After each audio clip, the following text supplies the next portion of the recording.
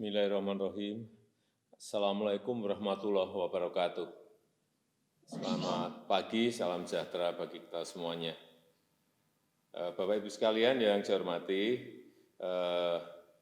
pagi hari ini saya mendapatkan informasi bahwa kasus global sudah mencapai 15.800.000 dengan angka kematian 640.000. Di Amerika Serikat sendiri sudah mencapai 4.200.000, di Brasil 2.300.000, di India 1.400.000. Oleh sebab itu,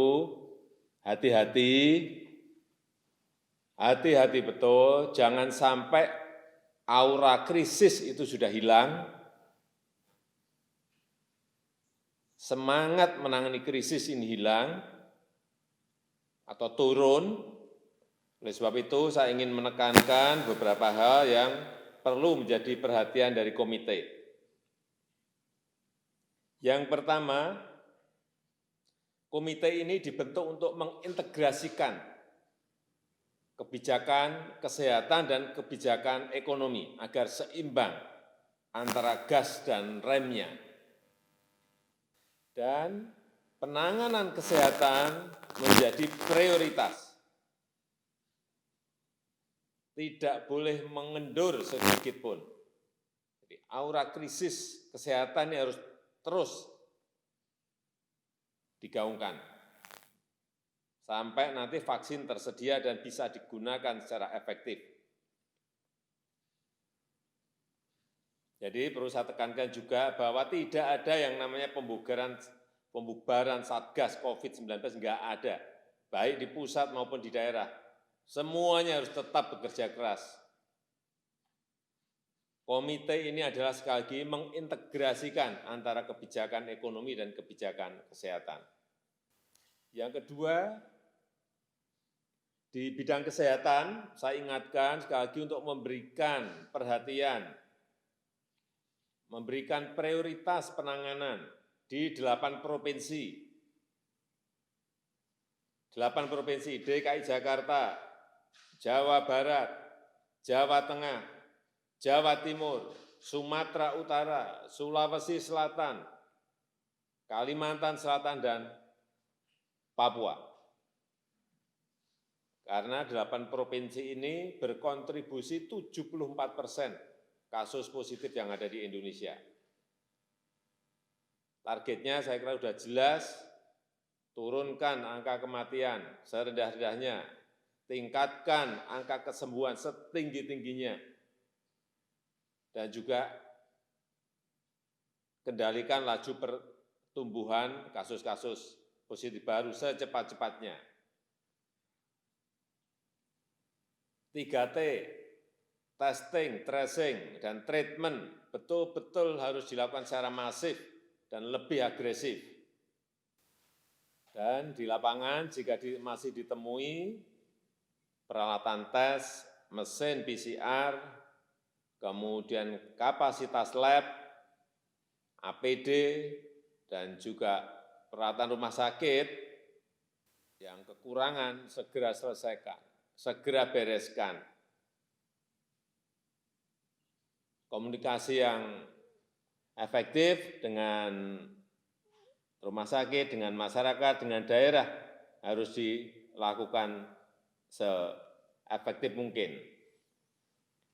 Yang ketiga, mengenai penyerapan stimulus penanganan COVID, ini masih belum optimal dan kecepatannya masih kurang. Ini perlu data terakhir yang saya terima, tanggal 22 Juli. Dari total stimulus penanganan COVID yaitu sebesar 695 triliun, yang terrealisasi baru 136 triliun, artinya baru 19%. Sekali lagi, baru 19%. Di perlindungan sosial 38%, di UMKM 25%, Ini termasuk penempatan dana di Himbara 30 triliun. Di sektor kesehatan baru terrealisasi 7%. Demikian juga di dukungan untuk sektoral dan pemerintah daerah juga baru terserap 6,5%. Insentif usaha 13%. Inilah yang harus segera diatasi oleh komite dengan melakukan langkah-langkah terobosan, bekerja lebih cepat, sehingga masalah yang tadi saya sampaikan, serapan anggaran yang belum optimal tadi betul-betul bisa diselesaikan.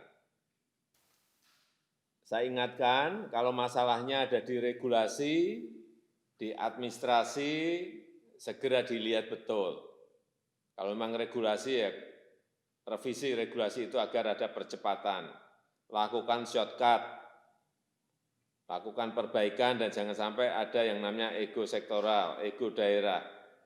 Saya kira penting sekali ini segera diselesaikan sehingga aura dalam menangani krisis ini betul-betul ada betul.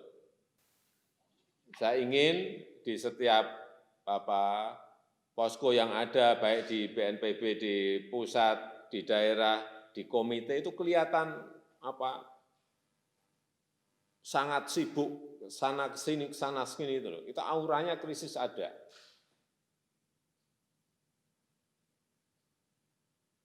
Saya rasa itu yang bisa saya sampaikan. Terima kasih.